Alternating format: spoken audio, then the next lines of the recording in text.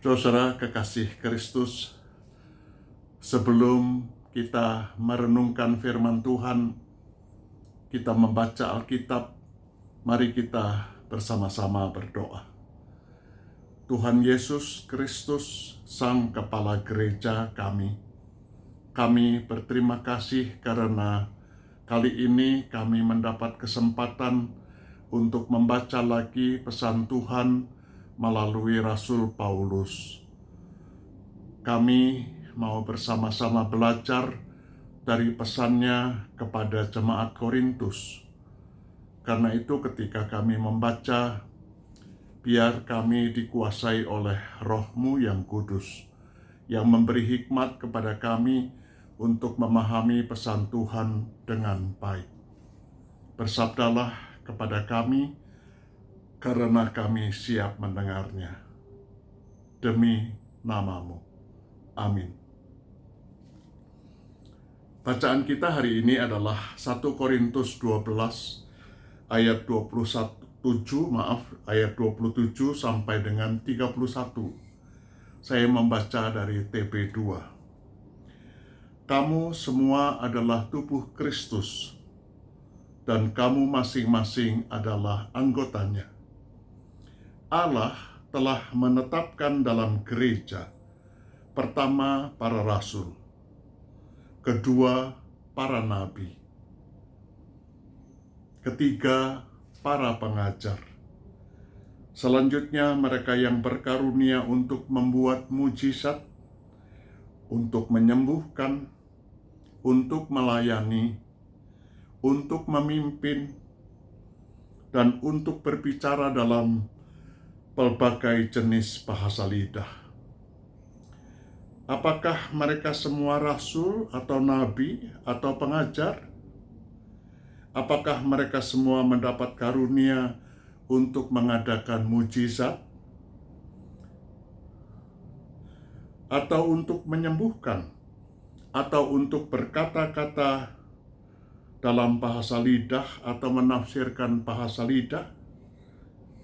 Jadi, berusahalah memperoleh karunia-karunia yang lebih penting. Namun aku menunjukkan kepadamu jalan yang lebih utama lagi. Demikianlah firman Tuhan. Yang berbahagia adalah mereka yang mendengar firman-Nya dan memeliharanya. Saudara yang dikasihi oleh Tuhan Yesus, rasanya dalam hidup kita sehari-hari, kata komplikasi itu sudah menjadi sesuatu yang lazim saja kita dengar. Seorang mengatakan bahwa dia punya masalah dengan ginjalnya, yang ketika terakhir dia cek lab, hasilnya mengatakan bahwa fungsi ginjalnya tinggal 4-5% saja dari yang seharusnya. Dia tidak hanya mengatakan tentang ginjal yang bermasalah, tetapi karena ginjal yang bermasalah itu berkaitan juga dengan tekanan darah tinggi atau hipertensi yang diidapnya. Itu berkaitan juga dengan kadar gula darah yang cukup tinggi. Dan akibatnya juga jantungnya terganggu. Dan organ-organ tubuh lainnya juga terganggu. Dia merasa tidak nyaman, cepat lelah, lemas, ngantuk, dan yang semacam itu. Saudara, kita biasa menyebut kondisi itu sebagai komplikasi. Tetapi komplikasi itu terjadi karena 1 atau 2 organ tubuh, apalagi kalau itu organ tubuh yang penting, tidak sehat, tidak dalam kondisi yang sehat, atau sakit. Seperti tadi si bapak mengatakan fungsi ginjalnya tinggal 4-5% saja. Komplikasi itu terjadi ketika ginjal itu tidak berfungsi secara penuh. Maka fungsi-fungsi dari organ tubuh lainnya juga ikut terganggu. Kenapa begitu? Karena organ-organ di seluruh tubuh kita itu berinteraksi. Bukan hanya berinteraksi saling terhubung, tetapi juga interdependensi, saling bergantung satu terhadap yang lain.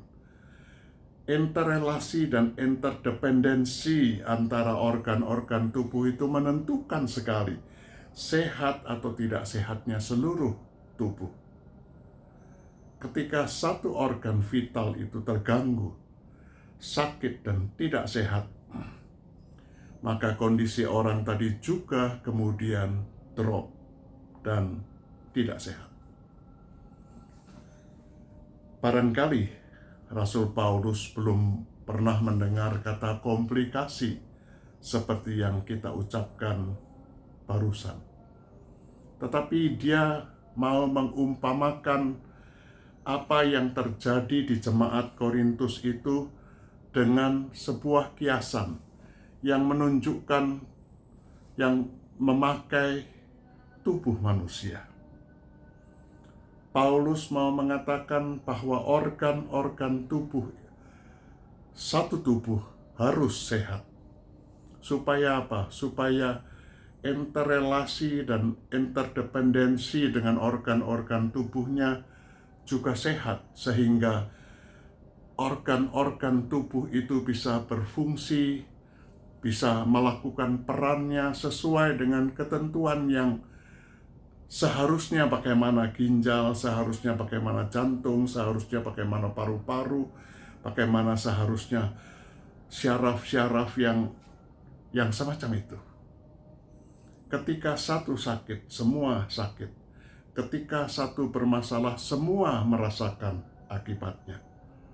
Dan itu yang terjadi di jemaat Korintus. Karena orang yang merasa mendapat talenta yang berbeda, merasa lebih tinggi daripada yang lain, merasa lebih utama ketimbang yang lain. Ada yang merasa lebih berkuasa, lalu meremehkan yang lain. Ada yang merasa lebih berpengaruh dan karena itu harus menjadi yang utama, lalu merendahkan anggota-anggota tubuh yang lain. Akibatnya seluruh tubuh Kristus, yaitu jemaat Tuhan itu terganggu. Mereka tidak bisa berfungsi dengan baik. Paulus mau mengatakan tiap anggota tubuh itu diberi peran, diberi fungsi yang berbeda, yang berlainan. Tetapi satu tidak lebih tinggi daripada yang lain. Mereka harus melakukan mengambil sikap interrelasi dan interdependensi. Mereka harus selalu berhubungan. Mereka harus merasa selalu saling bergantung. Dan hanya dengan demikian, peran dan fungsi yang istimewa yang diberikan Tuhan kepada mereka bisa dirasakan manfaatnya dalam kesatuan menjadi satu tubuh Kristus yang sehat. Saudara yang dikasihi Tuhan, jemaat Kristus beragam, diberi talenta yang beragam, diberi karunia yang berbeda-beda, tetapi selalu dalam satu koridor, satu tubuh. Masing-masing diberi peran dan fungsi yang berlain-lainan. Tetapi semua fungsi dan peran itu tidak bisa dilakukan secara optimal jika tidak terjadi interrelasi dan interdependensi dengan anggota-anggota tubuh lainnya. Hanya kalau interrelasi dan interdependensi antar anggota tubuh itu berjalan mulus, maka seluruh tubuh jadi sehat. Karena itu tiap anggota tubuh mesti sehat, supaya tubuh itu sendiri jadi sehat. Ini sebuah karunia yang istimewa bagi gereja.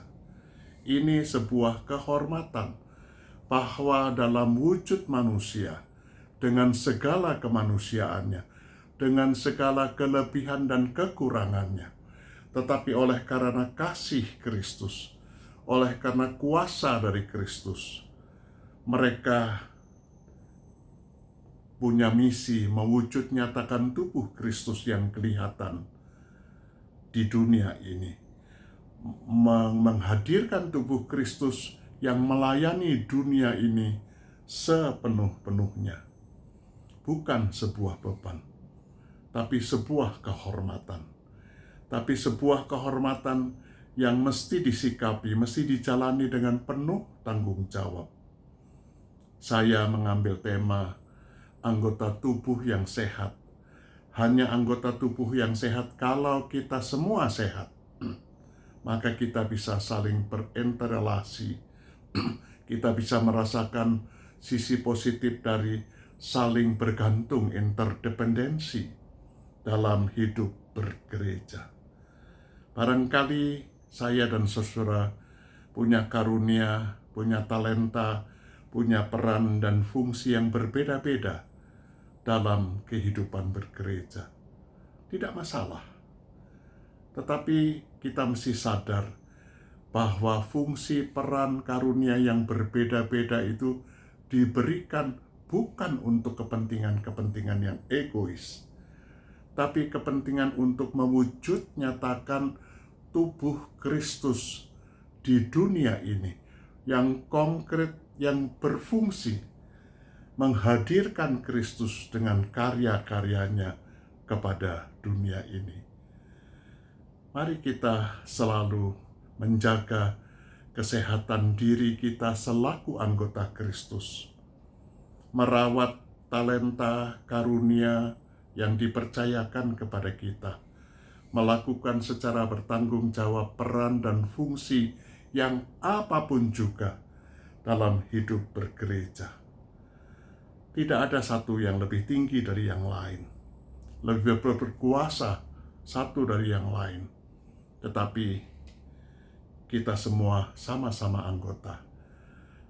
Yang membuat kita satu adalah Kristus sendiri. Mari kita menjadi anggota tubuhnya yang sehat. Amin. Mari kita berdoa. Tuhan Yesus Kristus, kami tetap memegang komitmen kami untuk tetap menjadi anggota-anggota tubuh Kristus yang baik dan bertanggung jawab, yang tahu peran dan fungsinya, yang merasa bahwa posisi itu menjadi sebuah kehormatan. Sebab siapakah kami ketika kami mesti menghadirkan tubuh Kristus yang utuh, yang melakukan kehendak Bapamu yang mengasihi dunia ini. Karena itu tolonglah kami agar kami menyadari kehormatan ini, lalu menjalaninya bersama-sama dalam interrelasi dan interdependensi yang sehat. Tetaplah Engkau menjadi Tuhan bagi jemaat di mana kami menjadi bagiannya, jemaat GKI Surya Utama. Terpujilah Engkau ya Kristus. Amin.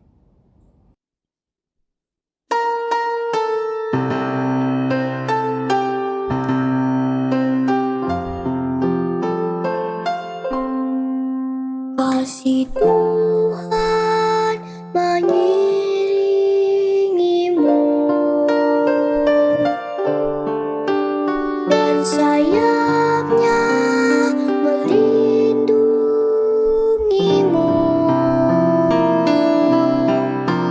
Tangan Tuhan pegang di dalam hidupmu.